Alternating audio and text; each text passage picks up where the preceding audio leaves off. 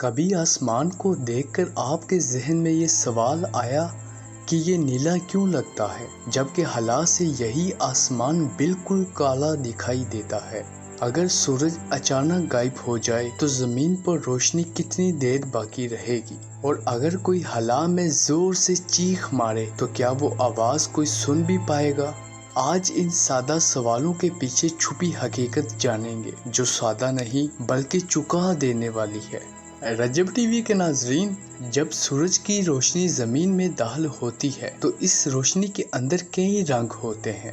ہر رنگ کی ایک خاص ویو لینتھ ہوتی ہے۔ نیلی روشنی کی ویو لینتھ سب سے چھوٹی ہوتی ہے اور یہی وجہ ہے کہ وہ فضا میں سب سے زیادہ بکھرتی ہے۔ یہی بکھری ہوئی نیلی روشنی ہماری آنکھوں تک زیادہ پہنچتی ہے اور ہمیں آسمان نیلا دکھائی دیتا ہے، جبکہ خلا میں ایسا کوئی ماحول نہیں ہوتا، نہ ہوا نہ فضا، اسی لیے وہاں روشنی بکھرتی ہی نہیں اور آسمان اصل رنگ یعنی کہ مکمل سیاہی نظر آتی ہے۔ اگر سورج ابھی کے ابھی اچانک غائب ہو جائے تو زمین پر روشنی فوراً بند نہیں ہوگی، کیونکہ سورج کی روشنی کو زمین تک آنے میں 8 منٹ اور 20 سیکنڈ لگتے ہیں۔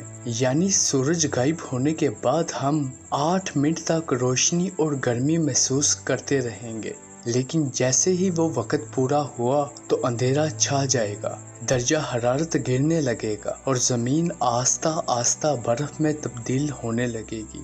زندگی کا اثر کمزور پڑنے لگے گا، کیونکہ سورج صرف روشنی کا نہیں بلکہ توانائی زندگی کا ذریعہ ہے۔ خلا میں چیخنے کی آواز۔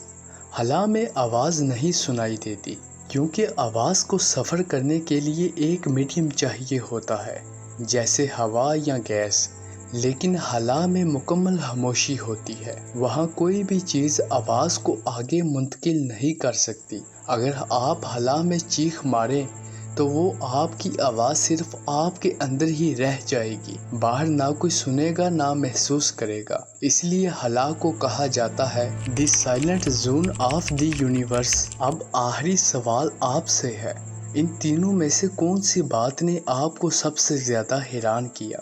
کمنٹ میں ضرور بتائیے گا۔